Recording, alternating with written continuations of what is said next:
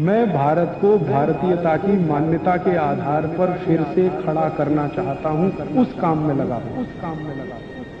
मैं आपको इस बात की गारंटी देता हूं, स्टाम्प पेपर पर आप लिखवा लीजिए मुझसे, 1000 रुपए का हो या लाख रुपए का स्टाम्प पेपर, दुनिया का हर एक डॉक्टर इस बात से सहमत है, वो बोलता नहीं, बात अलग है, कि जिम्नेजियम में जाकर कभी भी किसी का पेट अंदर जाता नहीं, और थोड़े दिन के लिए गया और आपने जाना बंद किया तो ज्यादा बाहर आता है। और मैंने जब वो जा रहे थे तो पूछा, आपको भारत में कौन सी चीज सबसे अच्छी, तो उनका ये जो रोटी है गोल, ये सबसे महत्वपूर्ण वस्तु है जिसकी वैल्यू हमारे लिए सबसे ज्यादा है, क्योंकि हम जानते नहीं ये कैसे बनती है। इसका मतलब है दुनिया के दूसरे देशों को नसीब नहीं है। तो आप समझ लीजिए कि आपके पास कितनी वैल्यूएबल चीज है, गरम रोटी, और उसको आप छोड़कर ठंडी करके खाएं, तो ये आपका दुर्भाग्य है, सौभाग्य नहीं। मैंने एक सिंपल कैलकुलेशन किया था कि पाव रोटी बनने के बाद और खाने तक 90 दिन निकल जाते।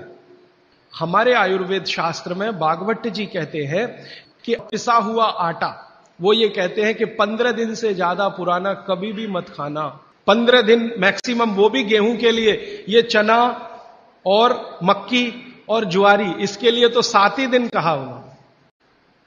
तो अब आप बोलेंगे जी ताजा आटा कहां से लाएं?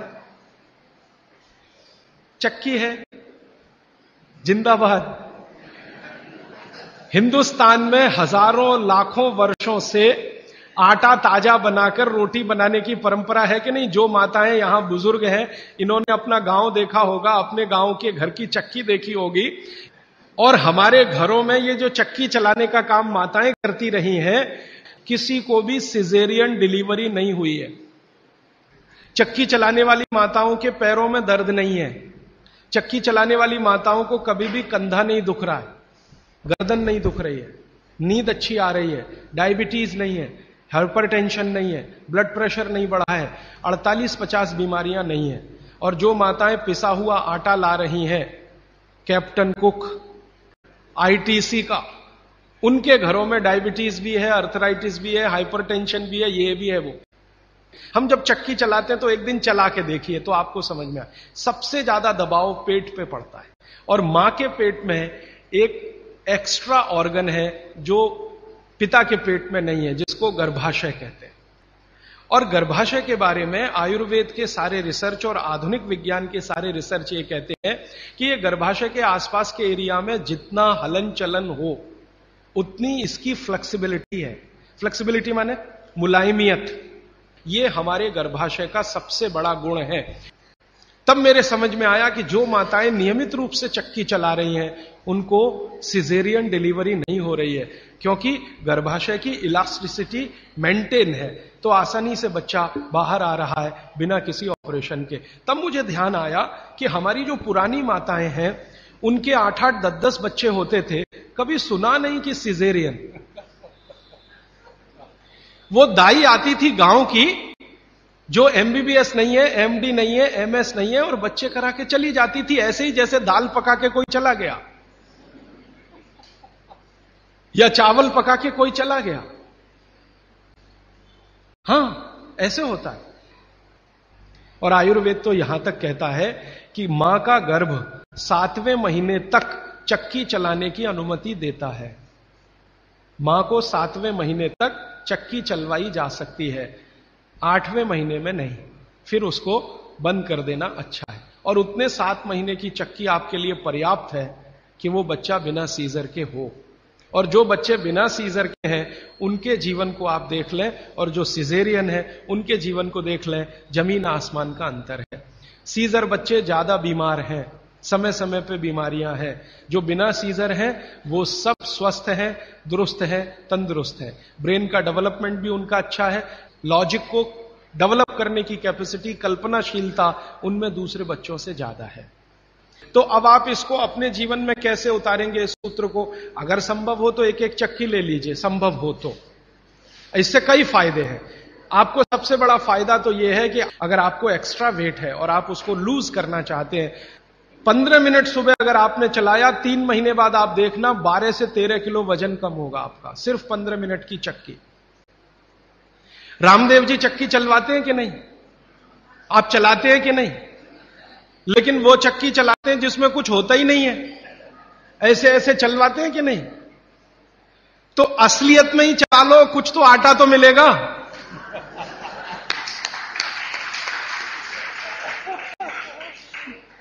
कम से कम आटा तो निकलेगा, बाई प्रोडक्ट। यहां तो कुछ निकल ही नहीं रहा है, बस ऐसे ऐसे चला। अब आप बोलेंगे जी चक्की कहां मिलेगी? चक्की अभी भी मिल रही है, यहीं चेन्नई में मिलेगी। पत्थर बनाने वाले बहुत लोग इस देश में हैं जो अभी भी ये काम कर रहे हैं, लेकिन वो रो रहे हैं कि राजीव भाई ये कोई खरीदता नहीं, हम क्या करें, हमारा सिलबट्टा भी कोई खरीदता नहीं, चक्की भी कोई। तो मैंने संकल्प लिया है कि मैं बिकवाऊंगा आपकी चक्की। हां, और मैं उनका फोकट का मार्केटिंग मैनेजर हूं। वो मुझे कुछ एक पैसा नहीं देते, लेकिन मैं उनके लिए मार्केट बनाने के काम में लगा हुआ हूं। ये मार्केट बनाने में भागवत जी की बड़ी मदद मिल रही है।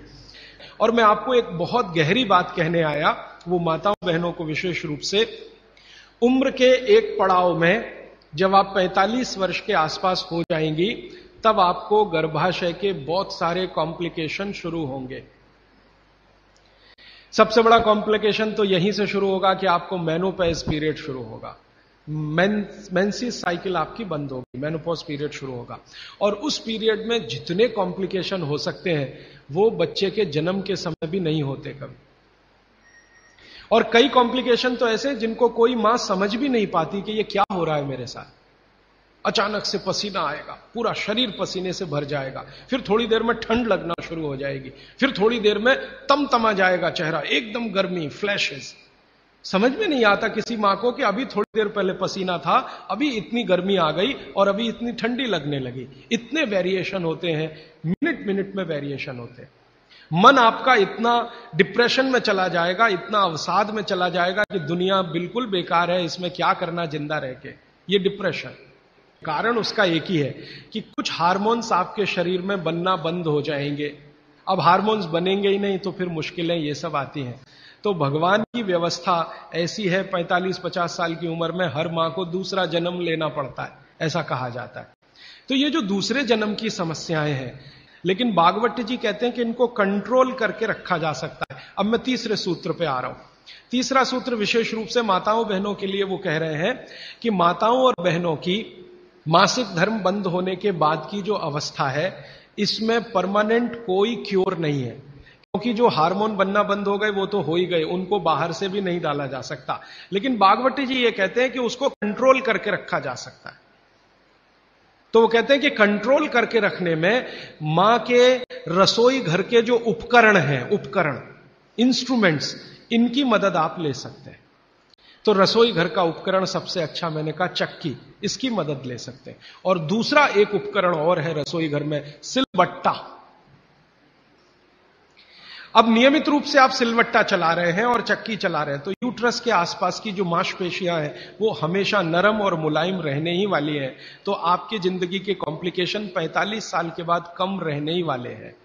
आप उनको दवा खा खा के कम करें तो दवाओं के साइड इफेक्ट्स हैं। एक HRT टेक्निक है, हार्मोन रिप्लेसमेंट थेरेपी। ज्यादातर माताएं उसमें जाती हैं 45-50 साल की उम्र में, हाथ जोड़कर विनती है कि कभी ना जाएं। और अगर आप गए उसमें तो आपके वजन को कोई भी दुनिया का भगवान नहीं बचा सकता बढ़ने से, बढ़ेगा ही।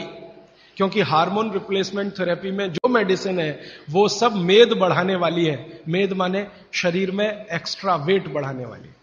तो 15 मिनट की चलाइए ना सवेरे सवेरे चक्की, 15 मिनट से ज्यादा जरूरत नहीं है।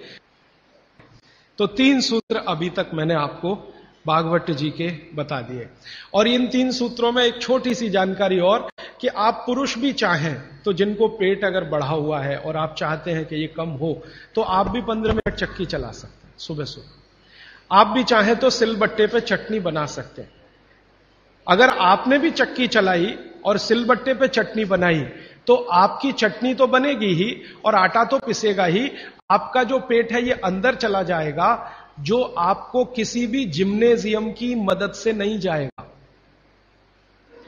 मैं आपको इस बात की गारंटी देता हूं, स्टाम्प पेपर पर आप लिखवा लीजिए मुझसे, 1000 रुपए का हो या लाख रुपए का स्टाम्प पेपर, दुनिया का हर एक डॉक्टर इस बात से सहमत है। वो बोलता नहीं, बात अलग है कि जिम्नेजियम में जाकर कभी भी किसी का पेट अंदर जाता नहीं। और थोड़े दिन के लिए गया और आपने जाना बंद किया तो ज्यादा बाहर आता है। जिम्नेजियम की सभी मशीनें ज्यादा स्पीड वाली हैं और चक्की और सिलबट्टा ये स्पीड कम है, धीरे धीरे धीरे धीरे। हमारी जो तासीर है वो कम स्पीड वाले उपकरणों के साथ ज्यादा है, क्योंकि हम गर्म देश में रहते हैं। गर्म देश के लोगों में आप जानते हैं स्वाभाविक रूप से वायु का प्रकोप ज्यादा होता है शरीर में। ये कल मैं और इस विस्तार से बात करूंगा। अब वायु का प्रकोप ज्यादा है तो हर चीज ऐसी करनी चाहिए जो धीमे हो। ज्यादा तेज करेंगे तो वायु और बढ़ेगी।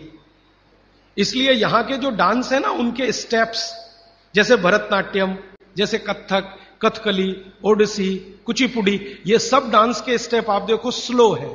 ज्यादा ठंड के देशों में क्या होगा कि वायु बिल्कुल उल्टी स्थिति में होती है, बहुत ही कम होती है शरीर, और पित्त और कफ बहुत बढ़े हुए होते हैं। हमारे यहां आजकल एक फैशन आया, मॉर्निंग में दौड़ो। दौड़ना नहीं है, चलना है। चलने और दौड़ने में अंतर आप समझते हैं। दौड़ने में ऊर्जा बहुत शरीर की, गर्मी बहुत शरीर की बढ़ेगी और वात को बढ़ाएगी। वात बढ़ेगा तो ये घुटने बहुत जल्दी आपके थकेंगे। आप देख लो, जितने हिंदुस्तान के रनर है ना, रनर 100 मीटर दौड़ने वाले, 200 मीटर, 35 साल के बाद किसी के घुटने काम नहीं करते, सब बैठ गए। मिल्खा सिंह को मैं मिला हूं, वो कहते हैं यार उस समय जो मैं दौड़ गया ना, अब पता चल रहा है कि उसका क्या असर। दोस्तों, सबसे पहले तो चैनल सब्सक्राइब करें, फिर लाइक, कमेंट और शेयर करें, और हाँ, हमारा एंड्रॉयड ऐप डाउनलोड करना ना भूलें।